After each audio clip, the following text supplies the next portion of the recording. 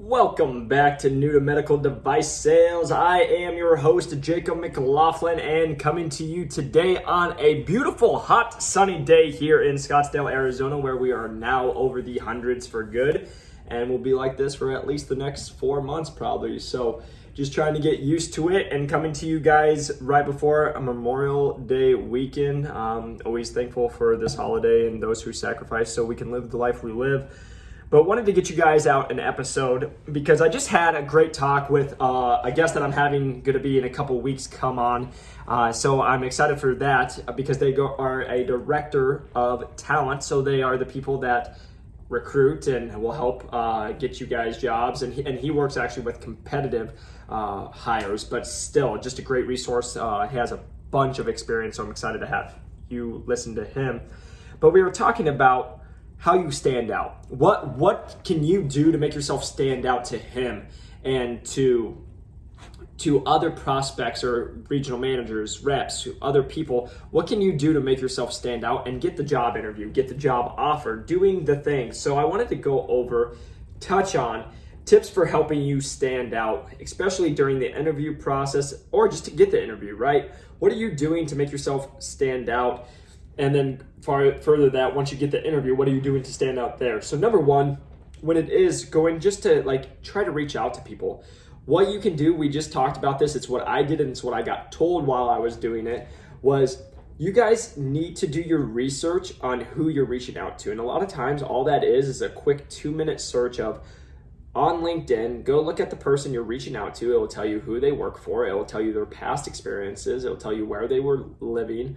Can you find any commonalities in any of that, or at least know the company that they work for, know the division that they're in, and not ask, the amount of times I have people from the podcast and other things reach out and they're like, oh, you work for this company, right? It's on my LinkedIn. It's kind of like a disrespect slap to my face. And I'll be real, this is the talk we had with my guest, was it makes us not want to talk to you. If someone says that to me, I try to get off the phone within 2 minutes because I'm like, it shows that you didn't do your research and it showed that you didn't actually take time into this call. You're just ready to go. You're just showing up, right?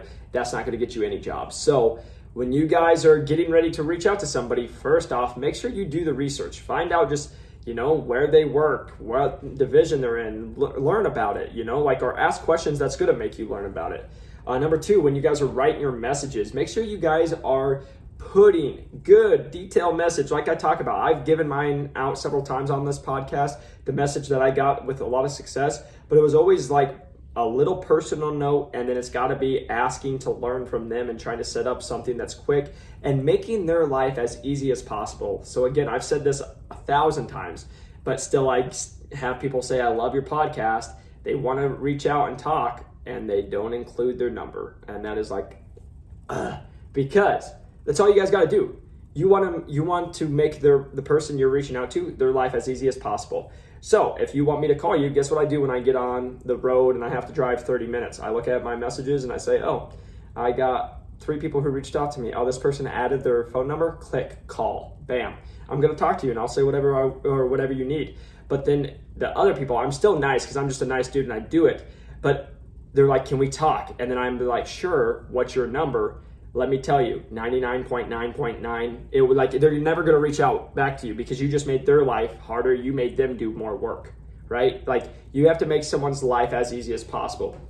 And then, so just by structuring your stuff will decide whether, how you construct your message will decide whether somebody message you back or not. And that's what I had a talk with my guest about.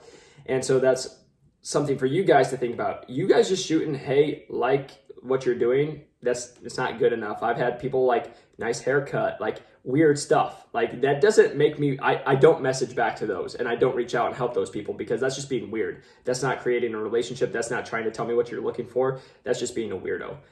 So for people who reach out to reps, to managers, to anybody, make sure you guys are being respectful. You guys are showing that you did your research and you sound professional because medical device sales is very professional. And if you are going to say, bro, dude, what's up? I know as a personal trainer, but same to other people. If you're saying bro and dude, I can almost guarantee you that most of them are not going to respond back. So how you put your message is going there. Once you guys get the message, right, you come and you get a phone call. I've said this before too. Do the research. You need to have messages, or need to have questions prepared.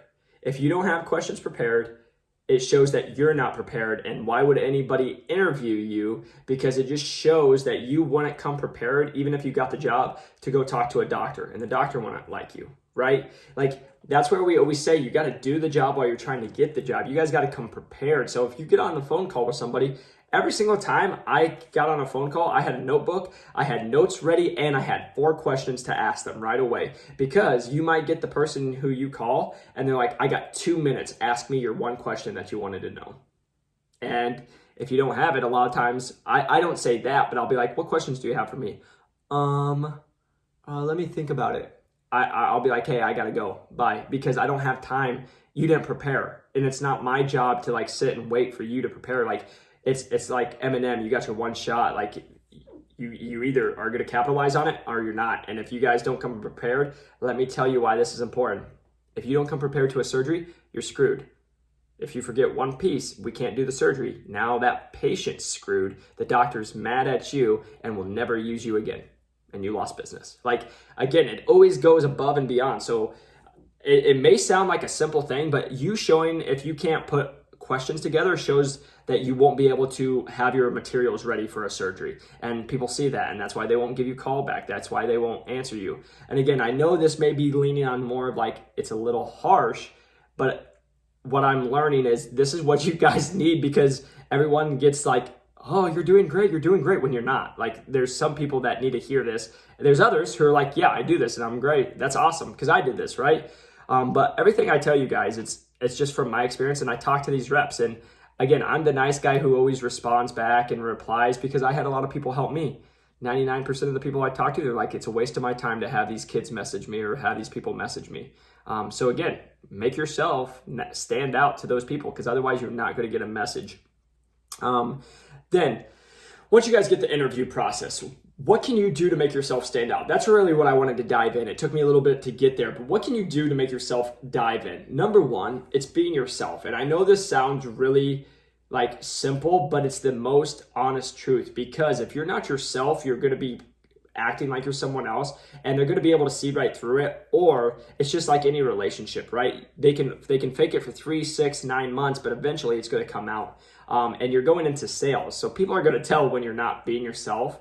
But the reason I say be yourself, because you being yourself will make you go a long ways. Like the guest I had, he made a comment about, and you'll hear it in the further upcoming episodes, about he traveled. Well, that made him stand out to all the other competitors. So people would remember him when he did that. Like, if you guys have listened to my other ones, I gave a guitar pick on my final interview. And I said, I want you guys to know I would be the right pick for this position, right? Like, guess what? When they see a guitar pick, they think about me saying that. So it's, what can you do to make yourself stand out? But you also have to just be yourself when you're doing that.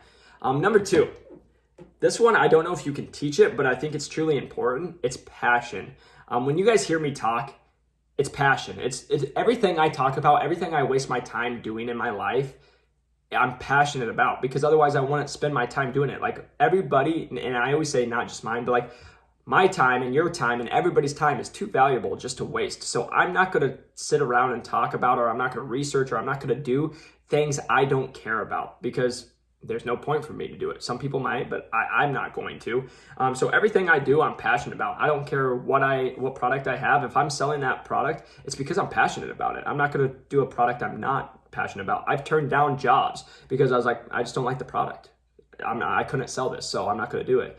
So again, you guys have to have passion, and that's just something, that's who I am. I'm a passionate person. I'm going to bring the passion no matter what I'm talking about. You guys can hear it in this podcast, because I know I've been told that, but you guys got to be ready to go. Like, I've talked to candidates. It's like, it feels like they got a gun held up to them to talk to me on the phone about medical device sales. It's like, if you really don't want to do it that bad, don't, because the person like me who is hungry to get in, who reached out to 3,000 people, they're going to run circles around the person who's just kind of thinking about it, right? Like, so you got to have passion. You got to be ready to go. You got to be excited, and you got to be showing that you're going to make an impact. Like, that's, again, I always bring up, I'm very fortunate to land a territory manager position with no sales experience.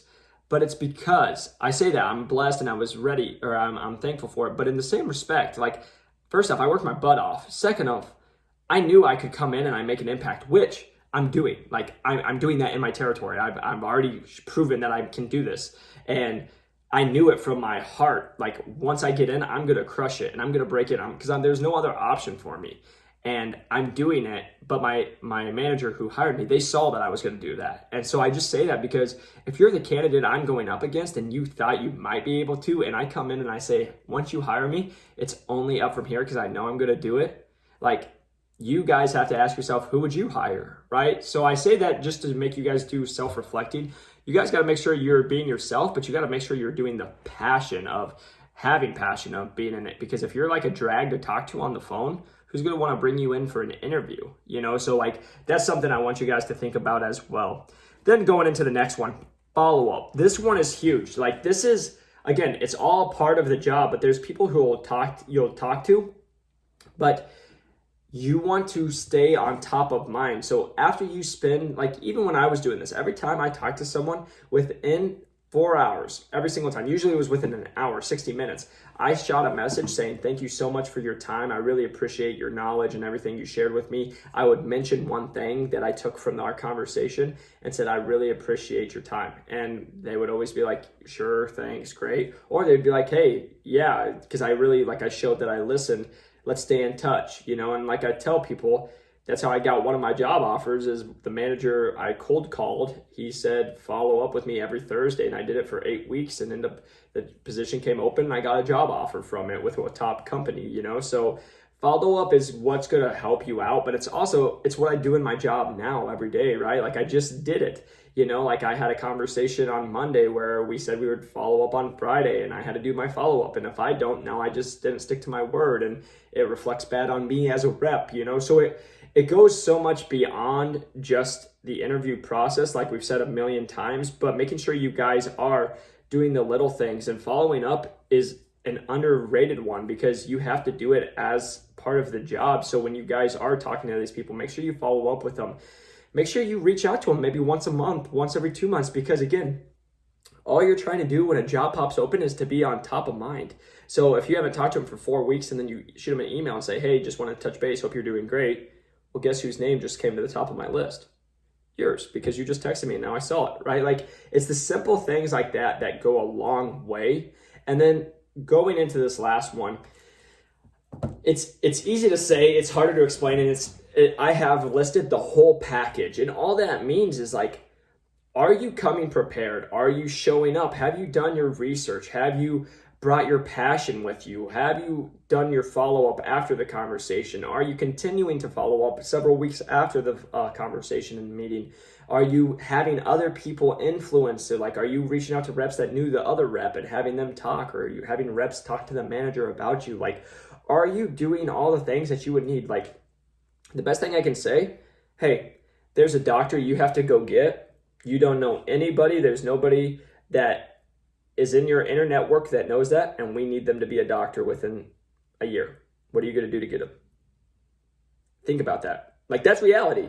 So like, that's why I get so passionate about it, is like, you guys have to be creative. Like, are you going to, you know, start talking with, you know, the gatekeepers? Are you going to go to the offices? Are you going to go to other doctors? Are you going to go to PA? Like, you got to start getting creative. And how would you do that? It's no different. Make that doctor the hiring manager. All right, you have no idea how you would get from here to here. Well, there's a spider web effect. And well, guess what? If this manager has 15 reps and you talk to 15 reps and 12 of those reps tell the manager that you reached out and there's an associate position that just popped up, guess who has a good chance at least getting an interview? You know, it's stuff like that goes a long way that people don't think about. So being the whole package, can you make sure that you guys are reaching out professionally? Are you staying professional throughout the whole process? Do you come prepared with all your questions? Do you come prepared with what you're bringing? Do you guys have the passion behind it, the it factor, they say? Like, are you really going to make a difference once they hire you? Once you get after that, can you follow up? Can you make sure you have influence on other people that have influence on yours, right? Like, can you have influence on other people to talk to the manager that's trying to hire you? Now they're influenced by their top reps because they like you, right? Like, there's things like that go a long way. And I just wanted to, again, this is nothing that we haven't talked about on the podcast before, but I just really wanted to like hit home on it. Like, I don't want it to ever seem I'm coming off negative and that like it's grouchy or mean, but in the same respect, like it's the honest truth that people need to hear, because I get told all the time that like I want this job, I think it's great, but like medical device sales, as you'll hear from my guest that I had, it's tough. You know, it's not like it's a walk in the park, and there's a million people that want to break in. So you doing the bare minimum is never enough, just because if you do the bare minimum to get in, you're going to do the bare minimum once you're in, and that doesn't get results, and within a couple of years you'll be fired because you didn't hit quota. You know, like you have to continue to grow and show that you're going to make a difference and that you're the right person for the position. So again, you guys, I do this, I do the tough love, I do all of this messaging for you guys to be as successful as possible, because I want you guys to get in this awesome industry, make impact on others, and change your life forever as well. So again, you guys, if you can, press that like and subscribe button. 5-star review always helps us reach more people. If you guys are on social media, TikTok, Instagram, New to Medical Device Sales, we also have LinkedIn. You can reach out to me at Jacob McLaughlin. And then we have the ebook where it's newtomedicaldevicesales.com. The link is in the show notes as well, where I go in how I got 4 job offers from top 30 medical device sale companies with no previous sales experience. I go into detail what messages I sent them, like we talked about. I go into detail how I made my business plan, how I did my brag book, how I did my 30, 60, 90-day plan, what I did to help myself stand out, like all the things we talked about. I go over it. So if you guys are looking for that, you can grab that at newtomedicaldevicesales.com. But until next time, you guys, keep chasing your dreams, keep going after what you want, and I will see you on the next one.